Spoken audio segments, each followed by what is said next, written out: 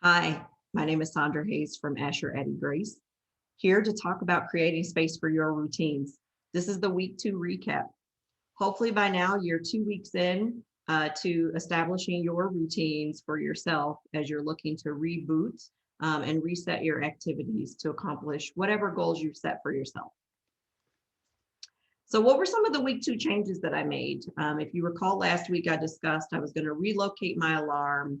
That really forced me to get out of bed to hit the snooze button instead of hitting the snooze button and continuing to sleep.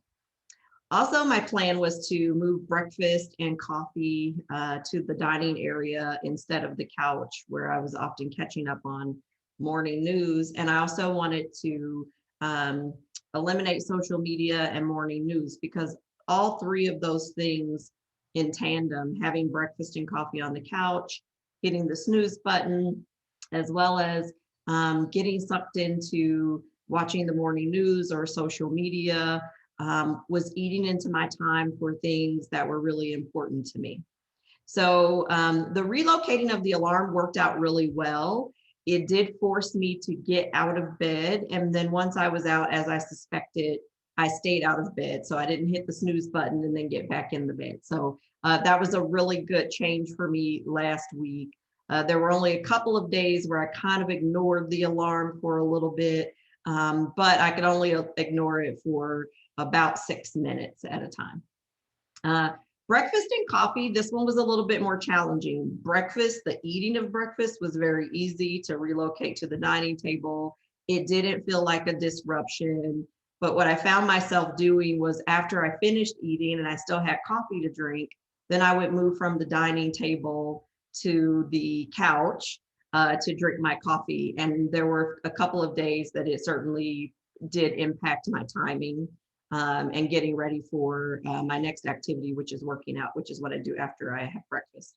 No social media and morning news. Again, that one was one that was a little bit more challenging. It was easy while I was at the dining table, but once I moved to the couch, because we've created this culture of multitasking, sitting in peace and drinking coffee wasn't quite enough. I started diddling with my phone, looking on some of the social media accounts, or I turned on the television and started listening to some of the news stories. And so that ate into my time a little bit this week. So how did the changes pay off? And am I making any progress towards hitting my goals? Again, this week I was able to accomplish my 10-minute positive affirmations. I am enjoying those while eating my breakfast and drinking my coffee. Breakfast and coffee, again, those things are happening. I'm very consistent with it.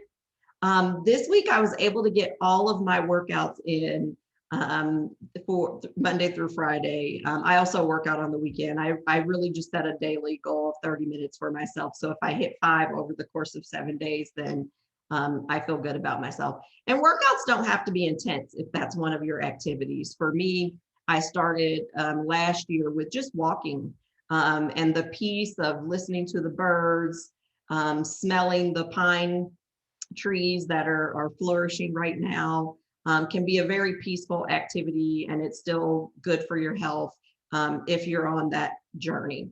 I was able to walk the dog every day. We didn't have any rain in the morning this week, but she was very peculiar this week. So while I've allocated 20 minutes for her walk, some days she wants to walk 5 minutes, 10 minutes, 15 minutes, but for some reason this week she was into long walks in the morning. So there were some days where she took 25 minutes. So if I had to drive to the office, I would have had to cut her short of her own desire to walk long on certain days.